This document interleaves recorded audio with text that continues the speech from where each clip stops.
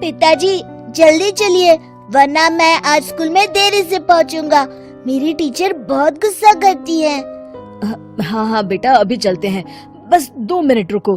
तभी रमेश की पत्नी कमरे से बाहर आती है और रमेश से कहती है, सुनिए जी, आज शाम को आप ऑफिस से जरा जल्दी घर आ जाइएगा।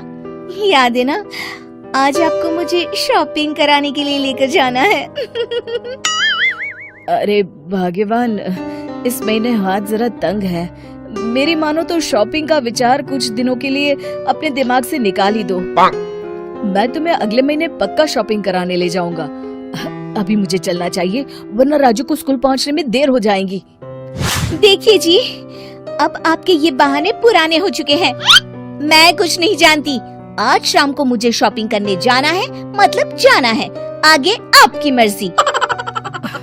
अच्छा ठीक है भाग्यवान, अब तुम पूरा घर सर पर मत उठाओ, मैं कुछ करता हूँ।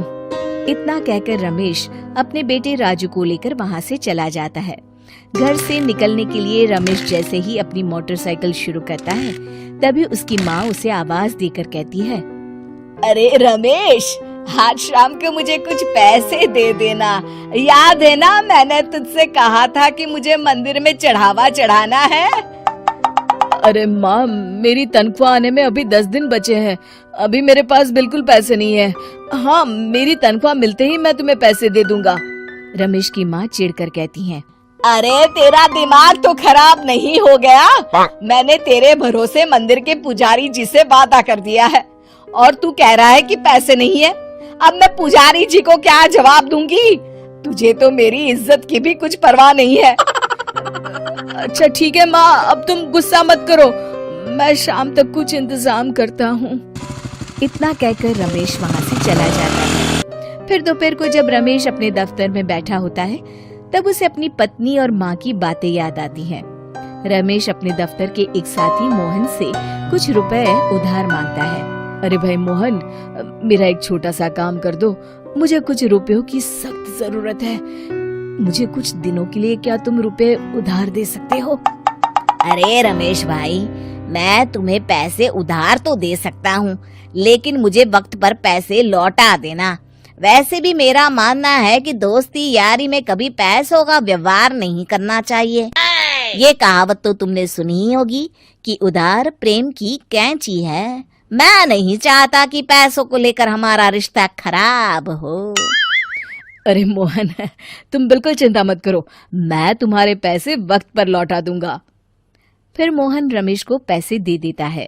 शाम को घर आकर रमेश कुछ पैसे अपनी माँ को देता है और साथ ही अपनी पत्नी को भी शॉपिंग कराने बाजार लेकर जाता है।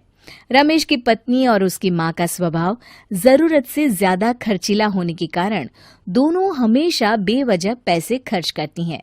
फिर एक दिन, सुनिए जी, अगले हफ्ते हमने छुट्टियों में कहीं बाहर जाने का प्लान बनाया था। आपने पैसों का इंतजाम कर लिया ना? अरे अभी कहाँ, अभी तो मेरे पास बिल्कुल पैसे नहीं है। हम कभी और चले जाएंगे।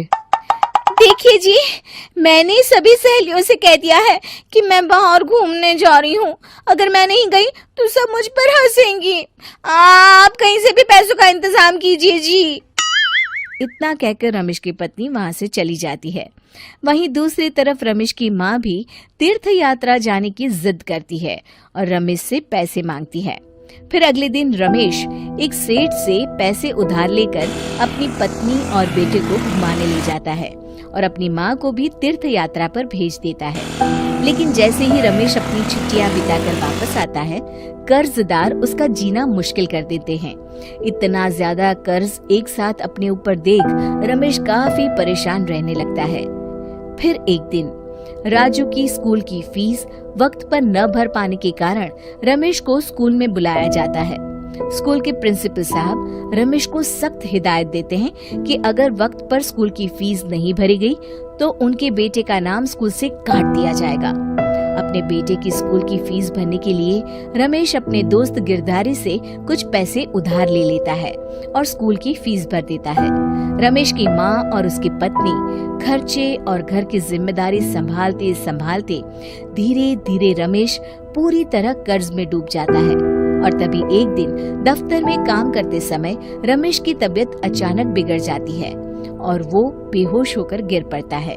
उसे जल्दी से पास के एक अस्पताल में भर्ती कराया जाता है। रमेश के घर वालों को ये बात पता चल जाती है तो वे सभी अस्पताल पहुंचते हैं। अस्पताल के डॉक्टर साहब उन्हें बताते हैं, देखिए, देर रात तक जागने और जरूरत से ज्यादा काम करने की वजह से इन्हें चक्कर आ गया था। बेहतर यही होगा कि इन्हें कुछ दिनों के लिए पूरी तरह आराम करने दिया जाए। रमेश की हालत देखकर उसके बेटे राजू को बहुत गुस्सा आता है और वो अपनी दादी और माँ से कहता है, माँ, दादी, मैं इतना छोटा हूँ फिर भी मैं इतना समझता हूँ कि पिताजी दिन रात दफ्तर में काम करके पैसे कमाते हैं। पिताजी अकेला पूरा घर संभालते हैं और आप दोनों अपने फिजूल के खर्चों के लिए उन पर दबाव डालते रहते हैं। आज पिताजी की हालत के जिम्मेदार तो आप दोनों हैं। राजू की समझदारी भरी बातें सुनकर रमेश की माँ और पत्नी को अपनी गलती का एहसास होता है और दोनों की आंखों में आंसू आ जाते हैं। फिर कुछ दिनों के बाद रमेश की तबीयत एकदम अच्छी हो जाती है और वो पहले की तरह अपने काम पर जाने लगता है। रमेश की माँ और पत्नी अब उसे किसी प्रकार की कोई तकलीफ नहीं देते और ना ही उससे किसी चीज की मांग करते हैं। फिर देखते ही देखते रमेश अपने कर्ज के सारे पैसे चुका देता है। उसकी जिंदगी पहले की तरह अच्छी हो जाती है और वो अपने परिवार के साथ खुशी खुशी रहने लगता है।